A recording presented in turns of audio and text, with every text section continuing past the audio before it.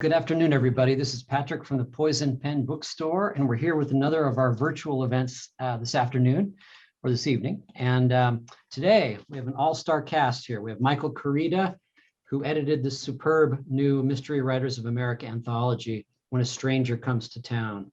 And we have two of the contributors here, Lori Roy and Steve Hamilton. Welcome, guys. Thank you. Thank you. Thanks, Lori. Thank you.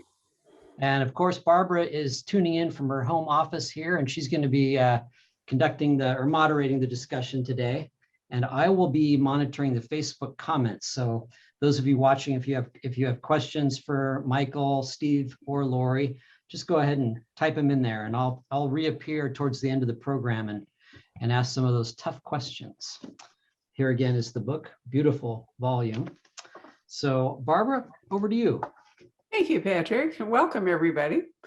This is really a very exciting anthology. I have to admit that I'm more of a novel reader than a short story reader, but then I also realized that my attention span has been dramatically shortened by events over the last year, and so I've really loved reading these short stories. And I'd like to talk a little bit about points that Michael made in the introduction. Choosing a theme for, this is the Mystery Writers of America's anthology. And he chose a quote from Leo Tolstoy. Do you have it memorized, Michael, or do I read it? I think it's all great literature is one of two stories. A man goes on a journey or a stranger comes to town. That's it. Well done. And All so right. which half of that did you elect to be the theme of this book? I mean, this is a giveaway because we already see the title, but still. I love when I think about mysteries in general, the idea of a stranger arriving or being the stranger in a strange land journey is so central to a lot of my favorite books. And it seemed like the type of theme that allowed writers to actually have fun and stretch and go in different directions. I think theme anthologies can be really dangerous because you solicit your friends, you beg, you plead, and you get great people like Lori and Steve to say, okay, I'll do this. And the more penned in they are, the less happy they will be. This was my operating theory. Now, this is the first time I have ever played the editor role. Barbara, you've done this, I don't know how many times. Over 800. Yeah, I'm gonna hang up my hat on this one. I don't know how you do it. So I wanted to get a bunch of talented people together and give them as much rope as possible. And I think we ended up with a really unique anthology because of that. We have stories ranging from the hyper contemporary to some of the supernatural tint. Just the voice range in it is really exciting. And they didn't seem quite as mad at me because I tried to remove any escape chute, any exit ramp where Lori could come back and say, well, I don't consider myself a forensics writer, so I'm not going to contribute to this. So by making it as broad as possible, I think I got them a little bit more with their back against the wall. Well, you yourself wrote a story in it, which we'll come back to, but let me talk to Steve, because Steve and I have been together since his very first book. That's and right. In fact, his most recent book, Bounty, published with Janet Ivanovich, is the first book he's ever written that he has not appeared at the Poison Pen to discuss. Thanks to the pandemic and so forth. But Steve, I was really interested in this story because you've written it with a woman as the lead, right. And you've also wandered into the medical community. So this is a lot different. What inspired you to do that? Well, when Michael, Michael asked us, first started talking to us about this, it's like 2 years ago, Mike. I mean, it was a long time. At least, yeah. Because I really baited you guys in. I said there was no deadline. Right. Right. But of course, everything has a deadline eventually. But I was so proud of myself because I was actually ahead of it this time, I thought. And I thought there was this idea kicking around in my head about an emergency room nurse who goes on this, sort of is compelled to go on this kind of this revenge mission. And it was a lot different than anything I'd ever done before, but it was just something that I wanted to try doing. And I had this story pretty much done a long time ago, but then as the pandemic hit, And as we get closer to when you finally needed that story, I realized I couldn't give it to you because it was about an emergency room nurse in New York City. And this was like last year, like last fall, I think. I think our drop dead deadline was April 1st. I mean, we were all right. So emails going back and forth with everyone. It, to me, this book will stand out in my mind for that reason. It was, early weeks of lockdown. New York City was terrifying, and right. the collection kind of gave me an excuse to be in touch with a lot of my friends. So I appreciated that. Well, good, but for my own part, I had a story pretty much done about an emergency room nurse in New York City early last year. And I realized I couldn't give it to you because it would be so tone deaf and so oblivious and so so out of the moment. It's like I had to go back and really sort of start over because, or at least if not start over, at least sort of accommodate the fact that this huge sort of tsunami was coming. And that's what sort of took over everybody's lives, especially if you were working in a hospital in New York City last year. So, but it kind of worked out because if you think about it, last year, what was the ultimate stranger come to town? Exactly. It's the virus. It was that. So it kind of, I turned it around pretty quickly having to redo it, but I was glad I did. I really enjoyed it. It was, it's fun to read a writer where you think you know them, and then they're turning out to do something else. This was the basic premise of Laurie King and Leslie Klinger's Sherlock Holmes anthologies. They asked people to write Sherlock Holmes stories that are contemporary or whatever, people who are not Sherlockians at all. And they got really, I think they've done 5 volumes now, I think, based on this premise. And it's really been fun for the contributors to do something, completely unexpected. And fun for readers. So Laurie, I don't know your work as well as I know Steve, but tell us about your story and what inspired you to write it. Well, I was thinking back to how long ago we started this, and it was a couple years ago, and we had just moved into a new house at that time. We moved into a neighborhood of largely like 1920s craftsmen. People really buy these homes because they love the original features, the strip pine floors and the original glass doorknobs. So when Michael reached out about the story, I was knee deep in paint and knocking down lap siding. And I say that, whereas my husband's doing most of it and I take a photo op occasionally. You were doing some real demo work, as I recall. Well, I do my fair share, I suppose. I do a lot of directing, like color choices, but I was really knee deep in just loving the history of this house, and my office is part of the original part of the house, and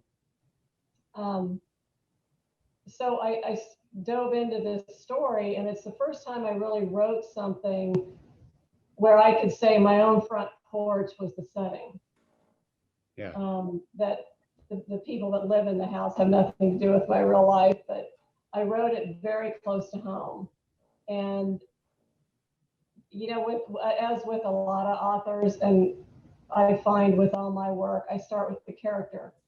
And I just started with this character, Harmon Bales, who was a young man in a pretty young marriage who desperately needed to be needed by his wife.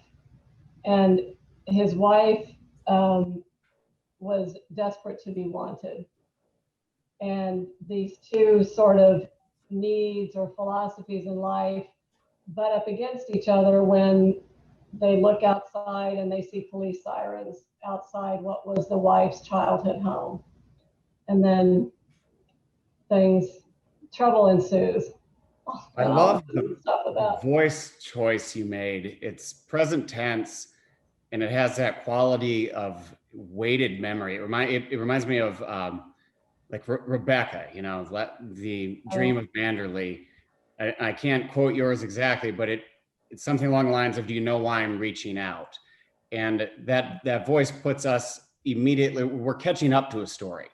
You know, it's from just those few words, we know that there's a relation. We don't even have a name yet, but we understand that there is a relationship and a history between the narrator and the audience. And it just, I love that, particularly that choice for a short story, because you didn't waste any time. It's just like, okay, here's the car, kick open the door, get in, let's go.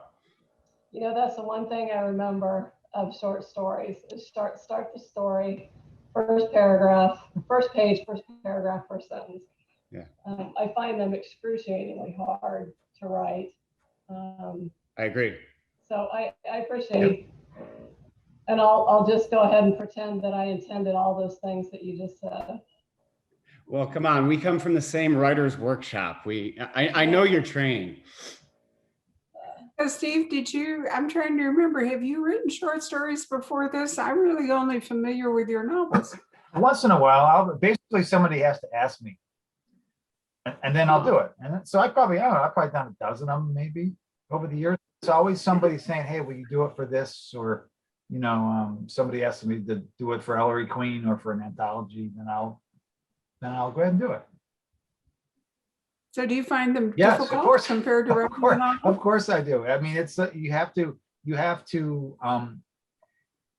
novel is this big rangy sort of affair where you can take your time and really develop things in any sort of pace you want. And a short story is like you have to there's no wasted movement, no wasted space. You have to execute it in just this really tight arena, and it's like it's just a whole different discipline, I think. And I have so much respect for people who can do it very well.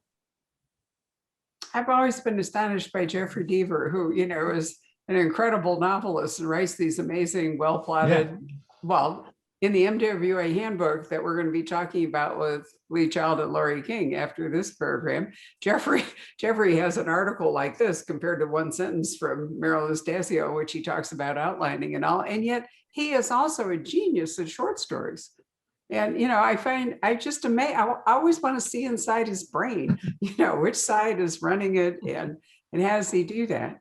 Fabulous. So Michael, you have a story in here, and I would like to say that I think the last line of your story is actually could have been the first one when you say nothing brought strangers together faster than a good murder story. I mean, that's a great line. Thank you. Why did you end on it? It felt like instead of beginning with it? As I'm going to echo what Laurie and Steve said, short stories do feel much more difficult. And there were only a few writers in here who I really knew from short stories. So I knew I was making the ask of a lot of novelists. I'm similar to Steve. I've probably written, I don't know, 10, but it's always been on an ask and from someone I know, and I say sure. And then the moment rolls around where I need to produce, and I'm like, why did I say I would do this? Because it seems just incredibly daunting. So that one, I got to mine a little bit from real life experience in this one in a fun way. And I remember talking to a writer named James Alexander Thom, who writes these fantastic historical novels, incredibly well-researched stories, sort of the Revolution era. And he's a local guy near me in Bloomington, Indiana. And he was talking about how for a writer, no experience is wasted. Everything is grist for the mill, a good experience, a bad experience.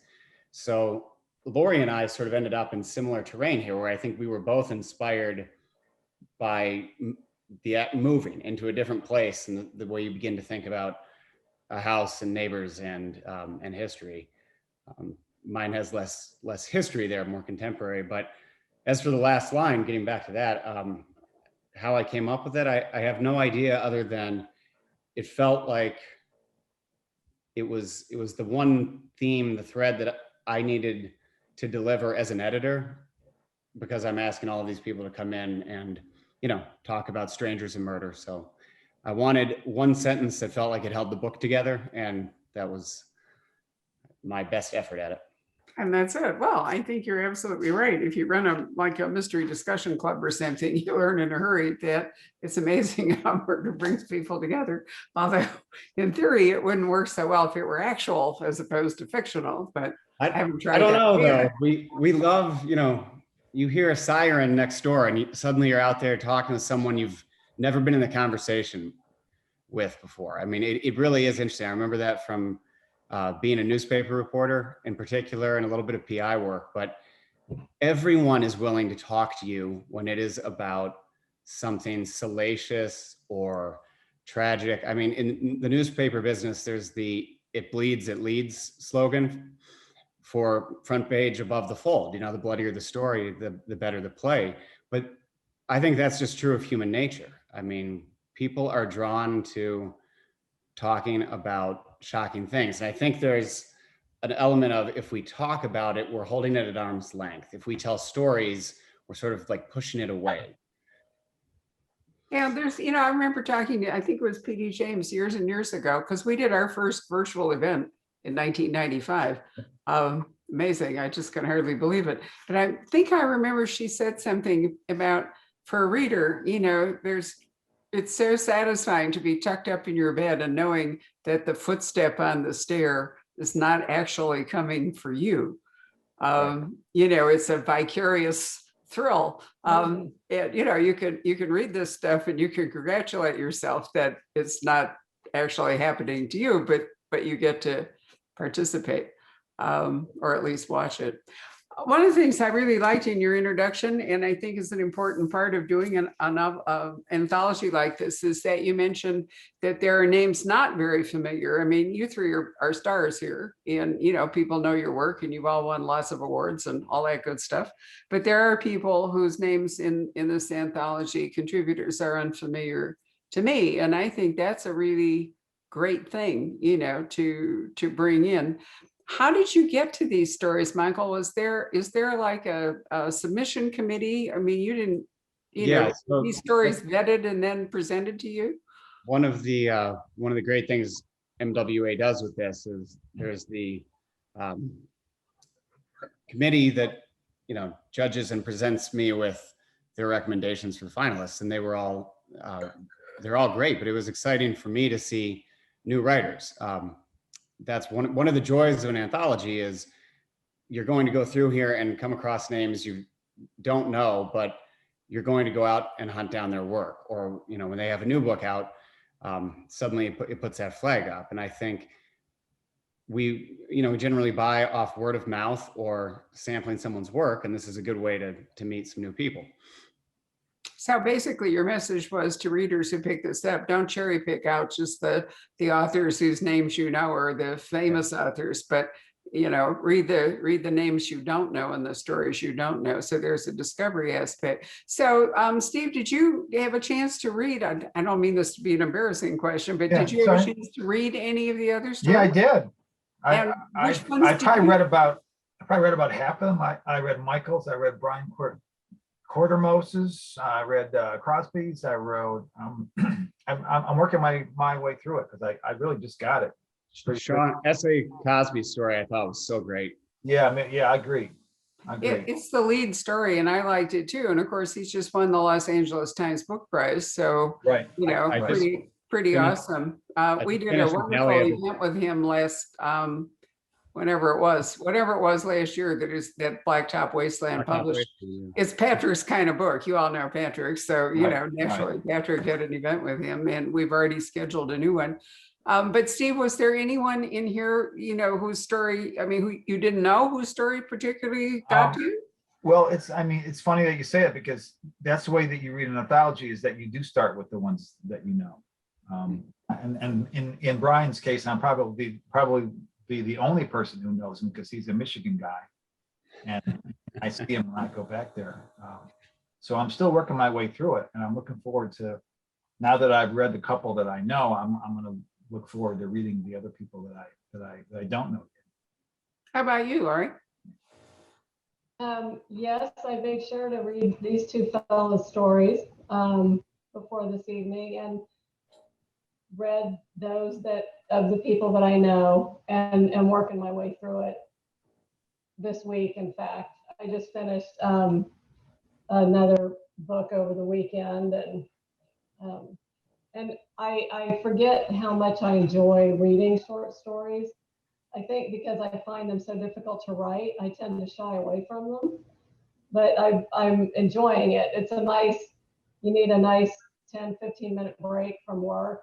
That's a nice, go sit outside in the sun. And so, yes, I'm enjoying the book a lot. I'm really looking forward to reading the names I don't know. And I agree with Steve. You do tend to start with the names that you're familiar with, and then you think, okay, we'll move on. Who really ought to be leading this discussion is Patrick. Patrick, come back, because Patrick has actually edited 2 fabulous anthologies, one called Phoenix Noir for Akashic, and then another one for Mulholland, I think it was. And you've had some amazing authors and stories in it. So why don't I black me out for a little bit and you talk about how you go about, Patrick, being an editor and what you like in short stories. There she goes. Hey, guys. You get the baton. How are you, sir? Yeah.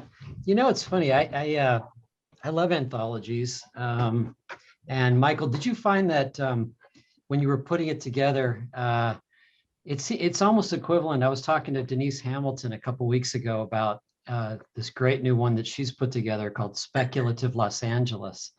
And we were talking about how when you're gathering stories, that it's akin to doing, you remember putting together a mixtape? Oh, yes. Right. Exactly. Hit the different moods. You've got your opening and closing track. The Absolutely. third track needs to be really good. That's right. Yeah, and you are really crafting a journey to take the reader on. So it does become, all right, so what's going to be the lead off, and where are we going for a while? And, did you find that to be fun and challenging when you were assembling the book, Mike? Yeah, although I've got to give a lot of credit to Peter Joseph, who is the editor at Hanover. I mean, the lineup, I feel like he gave me a lot of help on, certainly. But I feel like we come in and go out in a tone that is what the book is supposed to be, which they're wildly different stories. And I really like Joe Hills, so he's like our closer, and it's called Last Fair, which just seemed appropriate. But it showed, to me, it's showing a little bit of the depth of the genre. It's a mystery, but it's also pushing into the supernatural. And it just, when we think about MWA, and I should mention, I'm remiss to not have already said, the bulk of the money from this goes to fund scholarships and provide opportunities for new writers, and some of those, the new voices we're all excited to discover. So there's a lot of good work coming from this too, which it's a great thing that they do. But I love the tone of Last Fair, because it just seemed to me, it reminds people of the broader umbrella of suspense. I feel like a lot of us who are fans of this genre can become a little too tunnel vision. We like cozies or we hate cozies. We like noir. We only do contemporary stuff, whatever it is, only Right. PI fiction or no PI fiction. Sure. And one of the things I'm really proud of with this and very pleased is that we had such a wide range. Yeah. And I always think it's kind of funny that MWA, like, they give out the Edgar Award every year. And for a long, long time, anything in the supernatural or horror genre has not been well represented in the Edgar Awards. And I'm thinking, it's Edgar Allan Poe. I mean, you're giving out a bust of this guy. How do we forget that he also dabbled in, that genre? So yeah, really. I really like having Joe come in and swing the big stick there at the end. Yeah, it's funny. My wife's a big Poe fanatic, and rereading those stories. I don't know how Lori and Steve, how you guys feel about it, or if you've taken the time to go back and revisit some of those pieces, but he just seems wildly ahead of his time when you go back and reread him. A lot of the stuff seems very contemporary. He's doing the spectrum of the genre. I mean, you pick a set piece, a mood. I mean, he's covering it all at some point there. Right. And so actually both Lori and Steve, you both won the Edgar, right? Respectively. Yeah. Yes. That's pretty cool. Very awesome. One, actually. You want me, What's that? you want me to go get them? I've got a couple busts here. I can show them. Well, we have some, well, kind of piggybacking on what you were saying, Michael. Did you find that, and by the way, we have, I know at least one of your contributors who's tuned in here. And Tina, please forgive me if I butcher your name. Tina Tersini de Bellegarde, is that close? She's tuning in and she says, very honored to have been a part of this wonderful anthology. It was remarkable to see how differently each author handled the theme. That must have been fun, you know, because it does seem like a real broad umbrella. Tina has a hell of a story too. She's the penultimate act, so you'll enjoy hers. That's great. Let's see, I do have some questions here. Okay. Yeah, Serena's making the point about how it's good to, it's fun to watch these interviews. Let's see, not only do I get an inside look at authors and series I love, but I discover new books and new authors to read. And Barbara was talking about that. That's a really fun thing about anthologies. You know, you get a little taste of new authors to check out. Let's see here, what else we got? Yeah, Erin Mitchell, a friend of ours. She says a number of the stories in this anthology concern homes or neighborhoods. Do you think a town, in quotes, became smaller in these stories because of the short story form? Which is kind of an interesting question. It's a great question. Yeah, I mean, the work would suggest that. I also think when we consider the stranger, it's, you know, the idea of a threat to the home, to the more intimate existence is probably pretty common. I have to say, I was expecting more people to write from the point of view of the stranger than what we had. Were there any Camus kind of riffs anywhere? I can't say no. I'm going to say no. I don't think we have a great example. Yeah. Let's see here. What else do we have? Okay, yeah, Pat asked the question of all of you. She says, do you use, or in this case, did you use the short story as an opportunity to explore different characters and situations, you know, outside of your normal wheelhouse? Yeah, that's what I did. Certainly, that's short stories are actually great for doing something that you wouldn't do Exactly. in a novel form.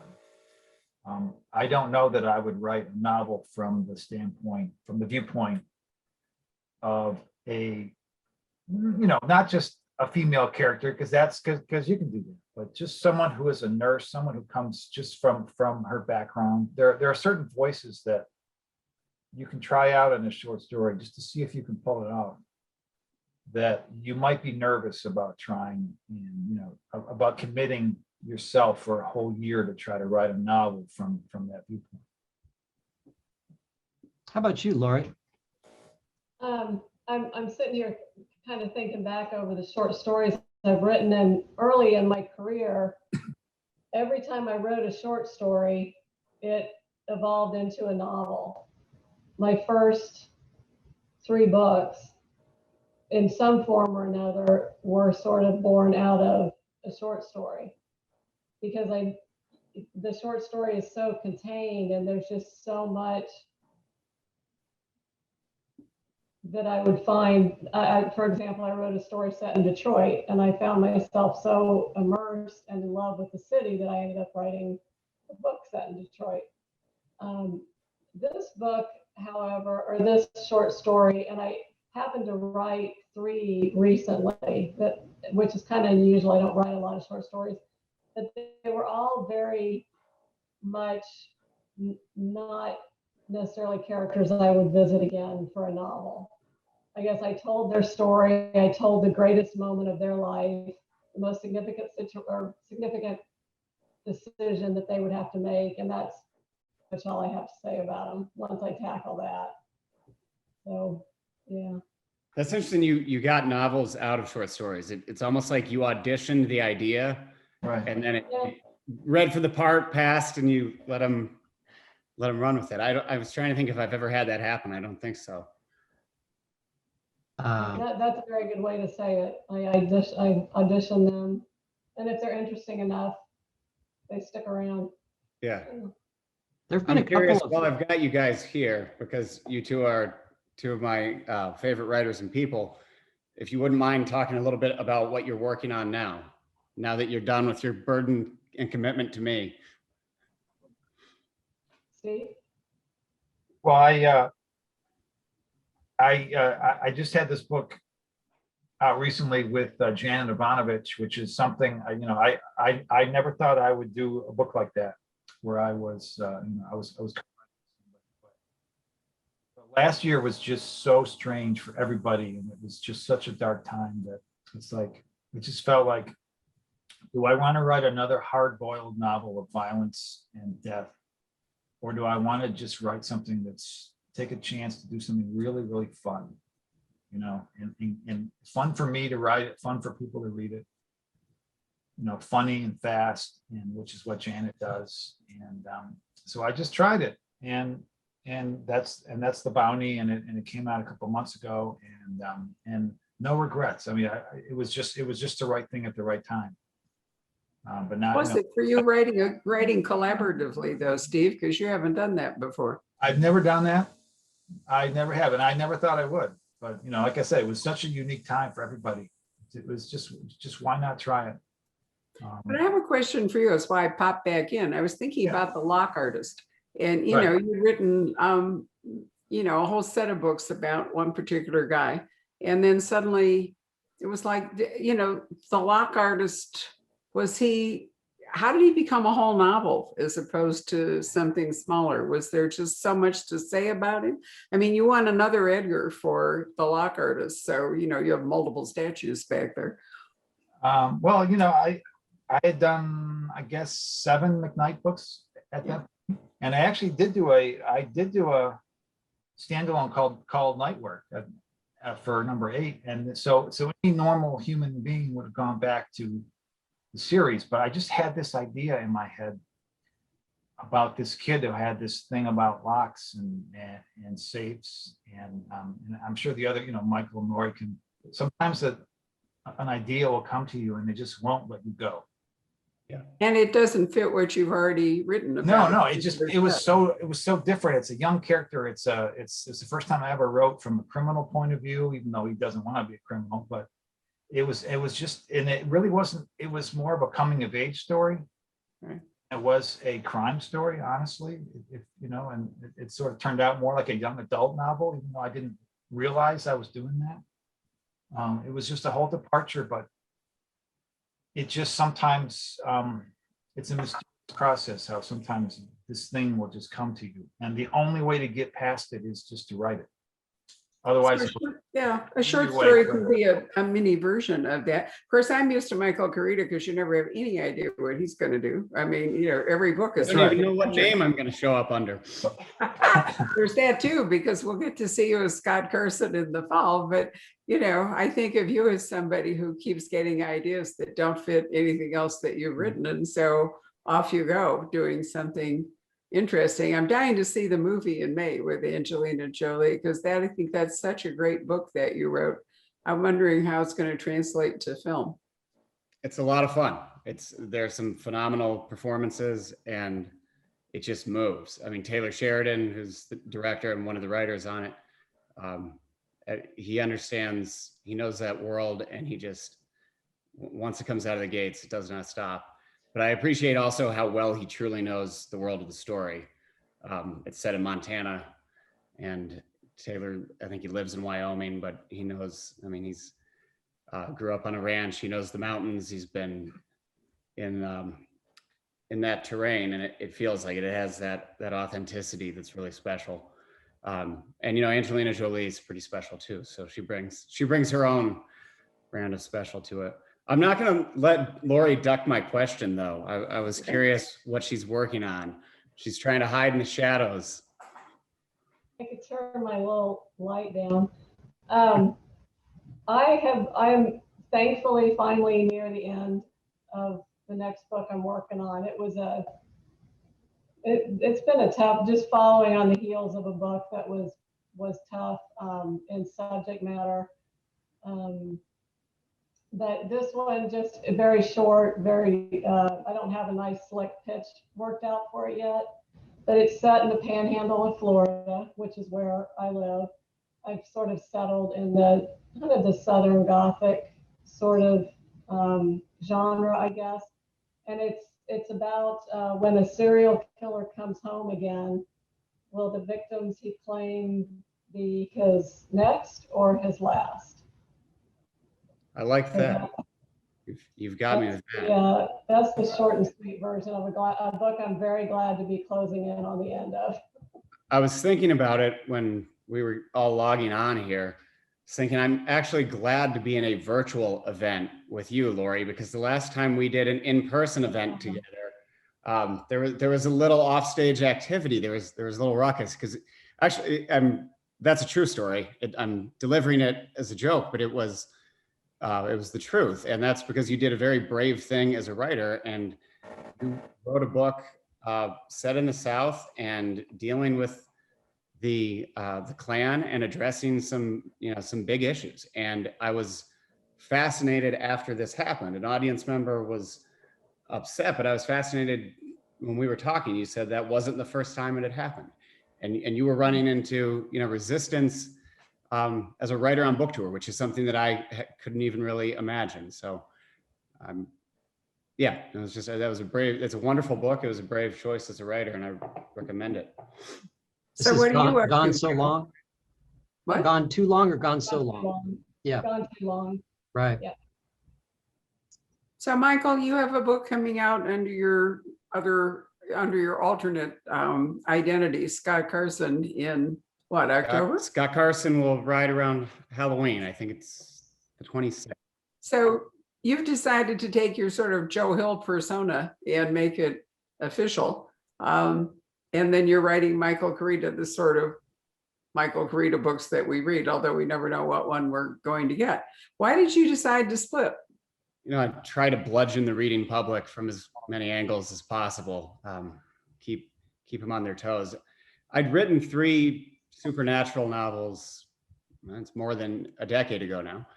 And then I went away from that for a long time. And, there's a publishing challenge to that. And then also I've always loved the idea of the pseudonym. Although what I really liked was the idea of an authentic pseudonym where we wouldn't be having this conversation. So that's what I wanted to do, was to be completely under the radar and be able to hand a book to like my mother and say, hey, tell me what you think of this guy. And you would actually get a real opinion. I thought that would be really interesting. But from a publishing perspective, no one was too excited about having a writer who could do no publicity. So Scott Carson is now just an open secret, but he's going to handle the kind of dark, warped side of the world for me. Steve, what are you working on now that you've done a collaborative thing and a short story? Are you back to novels? Yeah, I'm working. I'm gonna finishing up another Nick Mason book. In fact, that's pretty much done, and then I'm gonna do another Alex McKnight. Time to check in back with him. And then I got something else in mind that it's kind of crazy. It's so crazy I can't even say what it is. Wonderful. That's exciting. Sounds promising. I love it. So Patrick, are there any other questions? I'm just kind of looking.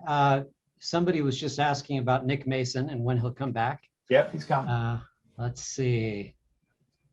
No, I think we've handled just about everything. Well, one question for you, Michael. Was there any rhyme or reason to how you chose your contributors? Did you send out I don't Let's see, who didn't turn me down? Yeah, there's a rhyme and reason was trying to come up with, diverse voices. And I was also, as I said, most of the people I was reaching out to, I knew their work from novels. I'm not a short story guy in terms of that world. There were a few who Joe was one that was a particular target because I love his short stories. So we wanted diverse voices, and then I wanted people who would hopefully have some fun with it, and it wouldn't look at it as just a favor for a friend or something they had to do, had to deliver. And like these two guys, Lori and I go way, way back to a writing class together. We were in a workshop with Dennis Lehane. And then Steve is he is the first published author who ever called me. The first conversation I had with a published writer was Steve Hamilton. When Tonight I Said Goodbye, my debut novel, won the PWA, Private Eye Writers of America prize, Steve picked up the phone and called me. And he probably has no idea just how exciting that was and how much that meant to me, still does mean to me. So to get back to your question of, how do I send out invitations, I think of people who I believe will deliver, and they both came through, and I really appreciate it. So you have 19 authors, including yourself, as contributors to this. Was there a limit? I mean, in terms I exceeded it. I did a bad job of listening to the rules. Everyone with MWA is very helpful and precise, and there was a very specific kind of approach. And then I over budgeted, or maybe I thought my rejection rate was going to be higher. I thought maybe it would be like dating. And so, I'd put 50 requests out and then still not have anything to show for it. So we needed to deal with that. But we also, I feel like we were several years out in advance. I was able to give everyone warning and not a firm deadline, which was good. I was thinking Dean Koontz early on said yes, and then he had to drop out for reasons. I mean, he just had to get out. But I remember he responded and he said he would do it under the condition that he was allowed to write at least 10,000 words. And I thought, well, that's going to eat up a good chunk of the book. And I don't know if that really qualifies as a short story, but it's Dean, so sure, yeah, why not? I still would have been curious to see what he did. Patrick had to make that decision. And which one was it? Phoenix? It was Phoenix Noir, right? Where there's a novella included among the short stories. What's the name of your second anthology, Patrick? It's the one about cars, but I'm blanking out. Oh, The Highway Kind. The Highway Kind. So Patrick had like Michael Connelly and James Salas and amazing people. Did Lee Child write one for you there? Because he wrote one for you from Phoenix Noir. No, I almost got Daniel Woodrell to do one, but then he bailed on me. Oh, I did get George Pelicanos, so that was cool. Right. Patrick's Phoenix Noir, actually, the story by Luis Alberto Urrea won the Edgar for Best Short Story. And C.J. Box wrote one for The Highway Kind, didn't he? Because it got included in. So you've really had some, but I was thinking about it because leafing through this for you, Michael, the books are generally sort of a standard size. I mean, they can be much bigger or much smaller, but the thing about short stories is they're not uniform in length. So, you could get a really slim short story from one person, and then you could get a pretty serious chunk, maybe not 40,000 words like Patrick ran into, but still a chunk. And so it seems to me that it isn't so much the number of contributors as, the combined length of the stories that's kind of an issue for production. See, this is why you are an editor and a publisher, and I am a guest editor. You thought about these things and you understand them. And she's talking about Diana Gabaldon, but see, 40,000, that's like flash fiction for Diana. Yes. So, we all just kind of laugh, but she did write a short one for The Highway Kind. She and her husband together. That was actually a short story. And then on the other hand, Patrick was dealing with James Salas, who's, remember Drive, which Poison Pen Press published, and it was like 35,000 words or something, and it was a novel. And I always remembered Marilyn Stasio's review for it because what did she write? She said James Salas has written a perfect noir or a perfect story or something, and that's all there is to say. And it became a great movie. It became a movie in part because it was so terse. It was so short that it made the movie with Ryan Gosling really pretty easy. Yep. But I think that's one of the great things about short story collections is that you get the really short, and then you get and in fact in the MWA handbook that we're going to be talking to Leah Laurie about here shortly, it ranges all the way from big pages by Meg Gardner and big pages by Jeffrey Deaver to one sentence by Marilyn Stasio. I mean, there's a gigantic range of length involved. Nobody tried to slip that one past me. It would have been Alifair Burke. If anyone tried the one sentence short story, it would have been Alifair, but she didn't. She delivered. But I think that, that makes collections fun, where you get so many different characters and so many points of view and stories, but you also get, very brief reading experience or a slightly more immersive one. And there's no standard length, is there? I mean, it's supposed to be short, but in point of fact, they can vary pretty dramatically in size, depending on what you want to say. Anyway, if that's it, Patrick, no more questions? Nope, not really. A lot of people are excited about the movie, Michael. And they're weighing in on that. So that's I was going to say, who wants to talk about books? There's a movie. Come on. What's the actual screening date? May what? May 14th. May 14th. Well, we'll try not to schedule an event at the Pen so we can all stay home and watch. Is it gonna be in theaters or streaming? Both. So AT&T worked out a deal where Warner's movies are in theaters, but then they also have a 31-day window on HBO Max. Fabulous. You have options. You can take your vaccinated butts to the theater, which I encourage you to do, or you can stay at home and enjoy it in comfort and leisure. It's very exciting. This has really been fun. It's so great to see all three of you. I see Patrick all the time, but it's wonderful. I miss you guys. It's so weird not to actually get together. I know it. I appreciate you having us, and I appreciate Lori and Steve giving up an evening to support the cause here too. We do too. So thank you both, all three of you very much. And this is really a terrific book, and it's great pandemic reading because you can just get lost in it for a short time if you choose, or you can gulp down a whole bunch of them all at once, depending on your mood. It's very elegant, very well done, and hats off to Hanover Press for the excellent job that they did with it. Anyway, thanks very much for joining us. Bye, everybody. Take care. Thanks Thank for you. watching.